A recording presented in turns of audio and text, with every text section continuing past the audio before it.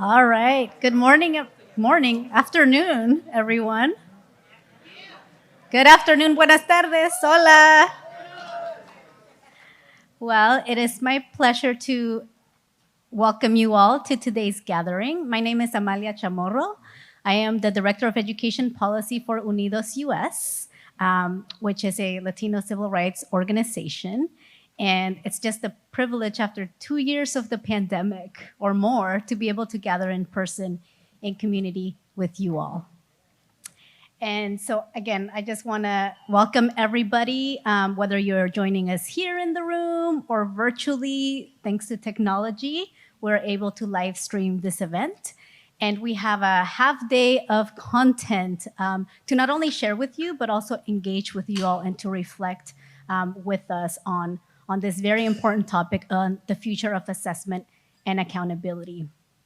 It is my pleasure to have worked alongside the National Urban League for the past year. Our teams have come together to be able to set the table and invite partners and stakeholders in the education field to work with us as we look to unpack the meaning of assessments and accountability from the constituents' perspective. It was really important for us from the beginning to make sure that we heard from community voices, because often in policy, these are the voices that are often left out of those national conversations that impact their everyday lives. And so we heard from parents, from students, and educators about what their experiences were like in experiencing assessments and what accountability looked like for them in their school communities. We will also be sharing on the National Urban League website, and we'll also upload to the Unidos US website the materials that we will be sharing today, including a recording of today's events.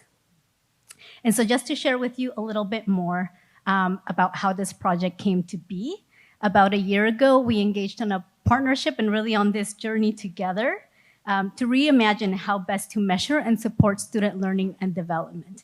Because as we know from the pandemic, our communities have had disproportionate impact, not only in their learning, but in their everyday lives that really affect their learning conditions. And we have seen the widening of opportunity gaps during that time. And academic recovery is going to be top of mind and a priority for all of us. Many of you who are joining us today have been part of this integral process with us to make sure that we engage with you all and that we really include the voices of everyone. And so we thank you for your time and partnership in this effort. And as advocates, again, it is our responsibility to lift up the voices and make sure that we are inclusive and that we are setting the table for everyone to share their perspectives. As you can see from the title of today's gathering, it is about broadening perspectives and stopping to listen, learn, and reflect and share. So you will be hearing today more about the focus groups and interviews that we conducted and that we held as part of this project. And again, I look forward to engaging with all of you. Please do come up to me as we have breaks and also during the reception. And now I would like to turn it over to Hal Smith, Senior Vice President for Education, Youth Development, and Health with National Urban League, to share some additional reflections with you.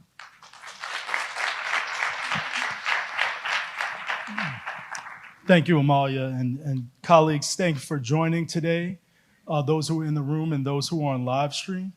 I want to also thank many of you who participated in this process, certainly our funders and other partners who helped make this possible. Quite literally, without you, this would not have happened. But I want to also provide a little bit more context as to why we did this and why we thought it was important now. For us, this was a but-for project. But for this project, would we have heard from these people? Honestly, in many cases, no. I think we as advocates have to own that it is not always possible to speak with everyone. But we tried to be as intentional as possible to bring on people who are important to this conversation, but who often are not consulted when we start talking about technical things like assessment and accountability. We wanted to broaden the conversation, to widen the aperture so that we had people understanding that accountability wasn't just something that the federal government and state departments of education were responsible for, but something all members of the community are responsible for. Those of you who've heard me speak have heard me say this a million times. Schools don't have communities, communities have schools. So if you start from that, then all of us are implicated in the success of young people, of children. And so accountability doesn't just mean punishing our way to something. It means people taking responsibility for better outcomes for children and young people. And that's where we wanted to start. Secondly, we wanted to disconnect this conversation completely from any conversation about reauthorization. Those of us who do that every day know that the reauthorization conversation is soon to come. Regardless of what we think is going to be in there and what kinds of things we'll fight over, that'll be phase two. We did not want any conversation, any feedback, any questions to be bound by what we thought was politically feasible or possible. What needs to happen was our guide. What kinds of questions do you have? Remove ourselves from any kind of conversation that was limiting, and limiting in a very specific way. We wanted to do what Wade Henderson, the great Wade Henderson, has talked about for years, and that is minimizing artificial distance, right? That we have things that we're bringing to the conversation, our organizational priorities, our own personal circumstance, but if we can minimize those and focus on what's most important, we'll be in a much better position. Thirdly, we did not speak with everyone, so we certainly did not hear from everyone. This is not meant to be exhaustive. This is a point in time with a very specific group of people. We made a decision very, very early on that we were going to ask people to speak to those that they thought the nation should hear from.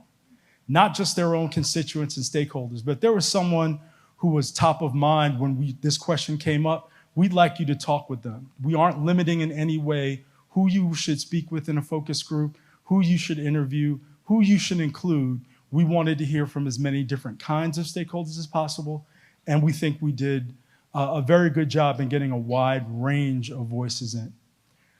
For those that did join us on the project, we thank you for that, but one thing we promised was anonymity. We will not reveal who spoke with us. They are free to do so and should if they feel that they want to, but we will never reveal who we spoke with. We'll say educator, school board member, young person, but we are not into identifiers, and we did not want this to be in any way a gotcha moment. This was not the purpose, to find someone a year from now and said, in that focus group you said you were open to. No, we're not doing that.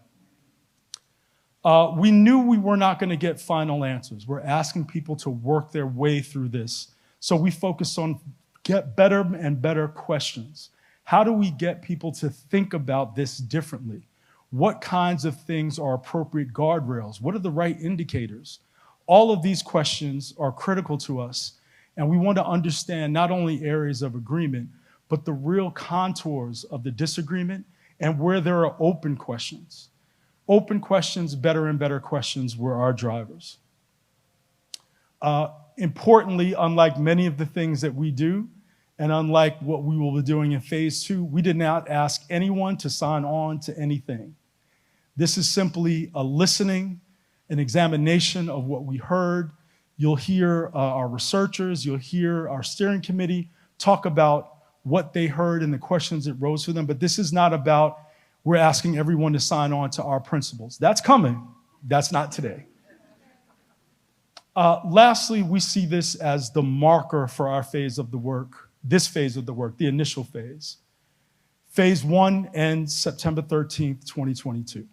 Tomorrow morning when we wake up, we move to the next phase. And we're going to rely on many of you not only to hold us accountable, but to be in that process yourselves, to bring your organizations, to bring your thinking, to bring your constituents to bear as we shape the future of assessment and accountability. I now have the privilege of handing this off to Dax Devlin Ross. Dax will serve as our moderator for today, but is also one of our key informants and key partners in this project. He is a principal at the social impact consultancies, Dax Dev and Third Settlements, both of which focus on designing disruptive strategies to generate equity in workplaces and education spaces alike. So with that, Dax Devlin Ross. Yes, sir. Thank you, sir. Thank you. Oh, boy. Thank you. I don't know if I need the clicker yet, but whatever. So I'm going to just do a quick couple of opening remarks. It's great to see all of you all. This is my first time in this space since right before the pandemic. I was here in November 2019, so coming back in here yesterday was really it was a moment. I wanted to start by thanking Hal and Amalia just for caring about and guiding us through this work. I want to send some special thank yous as well to some people who probably will not ask for it and will not let themselves be seen, but nevertheless need to be acknowledged. That is, these are the folks who have been working behind the scenes, guiding us, supporting us. That's Adenike Huggins, Roxana Garza, Nina Riley, who I don't think is here, Simone Jones-Tyner, and Horatio Blackman. These are folks who just have been tirelessly working behind the scenes, and you need to know they don't ask for credit. They don't ask for credit, but they deserve credit. I want to thank you all, just the presenters and the panelists who are going to be here and giving them their time. I thank you in advance for being here. Really appreciate the wisdom and the insight that you're going to be offering us today. Those of you who are here in person and all of those who are joining us via live stream, thank you. We're going to be, especially for the folks who are here via live stream, want to make sure you know that we're intentional about including you in this experience. So while there, of course, is a predisposition to focus on who's in the room, and we will give you attention, we also want to make sure folks who are on the live stream, if you have questions, we're tracking those, we're collecting those, and they'll be filtering into the Q&A sections that are to follow. So that's just really important. I want to acknowledge the land that we're on right now. I want to acknowledge the land. I think it's important that we recognize that we're inhabiting, ancient territory, the Lenape people, and just to recognize that those folks are still amongst us, and that their stories are not forgotten, and that the land that we are privileged to occupy is as the result, to some extent, of harms that have been done and not fully been addressed and resolved. So I just wanted to put that out there. I just want to acknowledge that there's a lot of privilege in this room, that we could be here, that we could get on planes, get on trains, and stay in a hotel and do all these things. And that's important to acknowledge as we kind of start this conversation, because Hal has already acknowledged and noted that there are people who are not in this space with us, but we want to make sure their voices are called into this space, their experiences, and you're going to hear a lot from them today. So I want to offer that today is really personal for me. I began my, albeit very brief teaching career in East New York. I later taught in the Lower East Side, Upper West Side. I coached basketball teams. I ran after-school programs in all the boroughs. So I feel a sense of responsibility to bring my past selves and all the young folks that I had a chance to interact with all of those years into this space and into this work. I'm also a parent of two very small children, one of whom started pre-K3 last week. And just the experience of watching her go into the school building was both exciting, but just unnerving. It's unnerving. You know what it feels like for those of you who are parents, just to I got to walk away now and just trust and believe that things are going to be all right in this space. And so part of the work we're doing personally is about my children too. A couple things I want to just wrap up with. So my hope is that really that you all find what's personal in this conversation for you today. What's at stake for you in this conversation today? And you bring it into the energy in this room and make sure that the energy in this room feels that you're bringing that. So usually when I open up a space like this or start a session, I spend some time with what we call ways of being or community agreements. I think that's really important because we all come from different lived experiences. And if we don't get clear about a couple of things, we can get lost. It may be the case that somebody says something that might trigger me or might feel like it's not in alignment with my values and beliefs. And if we haven't established some things that we're going to have in common and hold in common, that can get in the way of us doing the work that we need to do. And in lieu of really going through all the ways of being that I would typically go through with the group, I just want to offer 3 for us that we can maybe hold for today. The first of it is let's just be present. Let's just be present. I know we got things happening, emails coming through, texts coming through, things in our mind, but we are just asking you to be here for this half of a day and be emotionally, intellectually, and physically present to the extent that you can. So that's the first ask. Let's be curious together, right? Because If there's something that's presented, as I already said, that maybe is counter to how we understand the world, or maybe just reaffirms what we already know, if we find ourselves rushing to judgment, let's just pause and be curious about that. Ask the question. Ask the question on the mic. Ask the question of your neighbors. Ask the question of yourself. But just be in that curious state. And then thirdly and finally, I just want to reiterate what Hal's already indicated. Let's accept that this is an ongoing process. Accept that this is ongoing work. This isn't about solving or fixing today. It's about sifting and sorting and exchanging. So what we're presenting, and I'm part of the presentation team as well, doing double duty, is a work in progress. It is a work in progress. There's a point in time, as already been stated. So just be generous in that regard. Be kind and be sort of gentle in understanding that we have done the best we can do to make sure that you all have some really thorough data to react to and to be in conversation with us about. So with that, we're going to get started. We have a full agenda, so you already know. And we have an amazing production team that's going to make sure we are guiding ourselves through this at a steady clip, but also at the same time making sure that there's opportunities for pausing, for discussion, and for reflection. So we're not going to just rush through things, but we are going to move through things. We do have a formal break at or about 2:40, so just get yourself ready for that. I know on your agenda it doesn't say what time the break is. I'm telling you right now, it's at 2:40. At which point we will get you 20 minutes, and then we're going to get back in here, and then we're going to get back to work, because we are here to work. Because we have the privilege of being here, we're going to work when we're here, all right? And if in the meantime, whatever you need to take care of, whatever needs you have, you know where the restrooms are, you know where everything else is, take care of yourself. And with that, we're going to open with a brief video. And this video, it's the first of a series that will be available online in the coming days and coming weeks. But it's a video that starts to capture some of the voices and some of the sentiments that were gathered in the research process. So sit back, relax. You'll hear from me many more times today. But again, thank you for being here.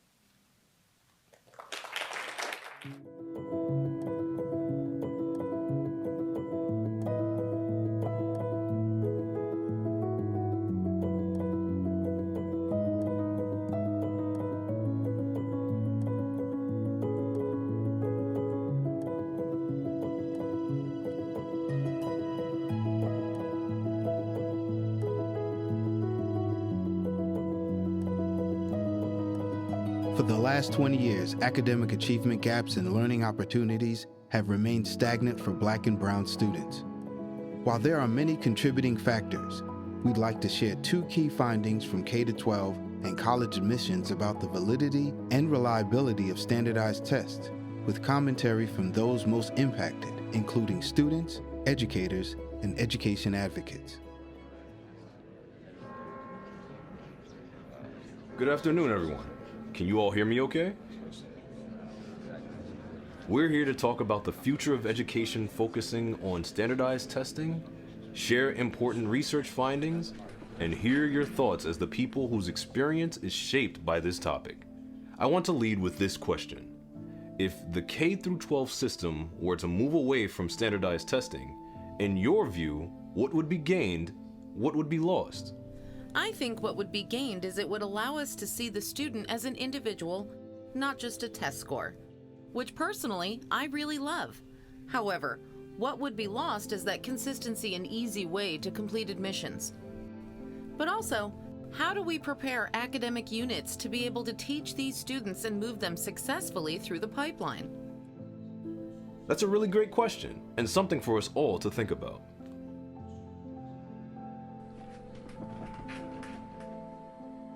I think those of us, the states that have mature assessment systems, my primary worry is losing it. I don't want to lose that scale. I don't want to lose all of that knowledge that's built into the system now. Knowledge and scale would be big things to lose. Does anyone have anything to add to that? Bobby Kennedy said back in 1965 that we needed to have an annual assessment as part of the Elementary and Secondary Education Act. And he said that we need to have an annual assessment because if we don't, these racist superintendents are going to keep on doing what they do, which is deny Black children education. The assessment does provide a level of transparency. I think there's a scenario in which it gets utilized to do good things. I think the norm reference scale center white dominant culture by design. We haven't talked about that too much. I really wanted the field to push away from comparing Jill and Johnny and push more towards comparing learning to proficiency level descriptors. Like if you're level 1, look at level 2. These are all important points. Thank you. So, there is evidence to support claims that standardized test scores are impacted by students' life experiences and their knowledge of test-taking techniques. I'm reminded of when we're giving statewide standardized tests when you talk about equity, and test validity and reliability. But we would have questions that would reference certain things, like going to the lake, or going to a park, or having a particular experience. What our teachers would report back to us was, our students have never done that, or haven't been exposed to that.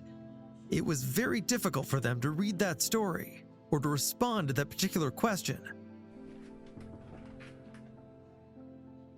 Some of our brightest students are really bright and can get everyday application of education. But when you sit down for 2 to 3 hours, 4 hours, sometimes they're taking multiple sections of the test throughout an 8-hour day. What we tell them is that your intellect boils down to whether you're a good test taker, right? That brings us to our second research finding. Students' anxiety impacts their test scores, and students often report test anxiety before their exams.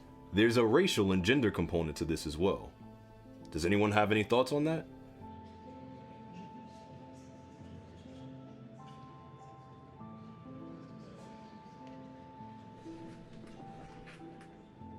It's not really the only means to grade someone, because someone with stage fright, that might be really hard for the person in a test situation.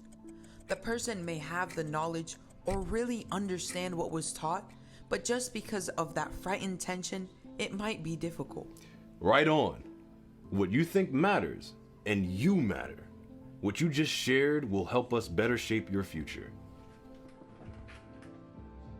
I feel like the standardized testing has its place, but I feel like there's too much placed on that alone. It needs to be a culmination of multiple things, not just one test. And then on top of that, there needs to be, I feel like the people who are on the team to put forth the test again, all those who put it together and need to have some kind of background, feel like sometimes it comes from one side at one place. And you can tell because the answers are so rigid. And that's not how life really works, right? None of us live in a rigid world where everything is the same. So, I just think that the experience as a whole needs to be more real world. Wow, this has been a riveting discussion. As we reimagine how the future of standardized testing looks, I know it will be shaped by your voices and the data that emerges as we continue to look closer at this very important topic. So thank you all for being here. The conversation continues. Paving the road toward an equitable education for all is happening now, as civil rights leaders, educators, families, students, and policymakers call for change by realizing that the change should happen with us, not to us.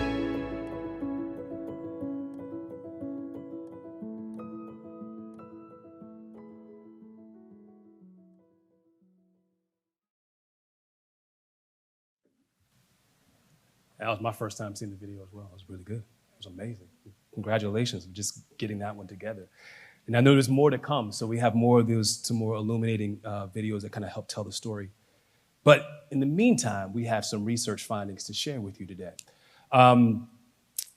Before we jump into that, I want to just reiterate a couple of the call to action bullet points that were already sort of stated, but I think can nevertheless be restated. We recognize that there's an assessment regime right now that is not adequately meeting the needs of historically marginalized students, particularly Black and brown young folks. So that's just a thing that is a call to action that we want to bring into the room and make sure that that's very clear about how the research was grounded in and of itself. Recognizing further that the accountability systems that we currently have in place, they're not leading to the improvements that folks hope to see, believe we are entitled to see, and that obviously young folks, we want to make young folks are seeing and experiencing. And third, there's a conversation happening, and a lot of us aren't in it, you know, but there's a conversation happening that is specifically taking place in the education sector for those who might be involved in the formal education space. So there's a real need to ensure that this civil rights community, the education equity folks, are informing that conversation, which is why NUL and UNIDOS came together to bring their voices and amplify their voices in this space. So there's some commitments that have been outstanding, that were already outlined in the concept paper that sort of formed, brought ourselves together, brought our team together, brought the Insight team. You're going to be meeting those in a moment. There was just a recognition that there's a commitment to ensure that there's a representation, that it's going to be broad. There's a commitment to promoting a real disaggregation of data, and you'll hear us talk a bit about this more later on in our conversations.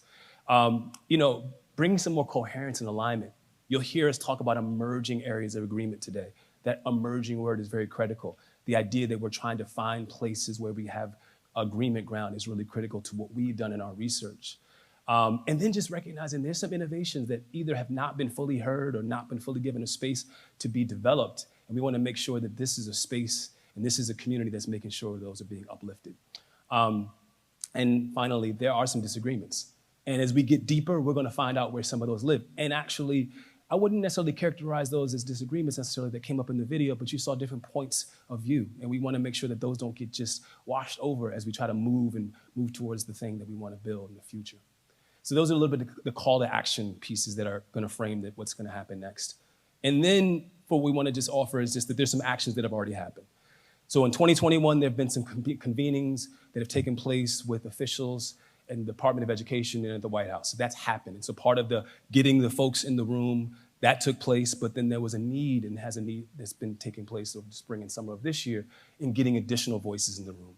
So initially, you're going to hear from West at Insight, and then you're going to be hearing from DACSTEV, my team. We're going to be presenting a little bit of our data. You're going to be hearing data that's both really abroad across all the focus groups that are inclusive of young people, educators, practitioners, experts. And then you're going to hear a bit more from us that have been, it's what's been bubbling up from our sort of closed door sense-making sessions that we've been holding with some key leaders in the civil rights space, folks who represent a number of organizations. So with that, we're going to get it going.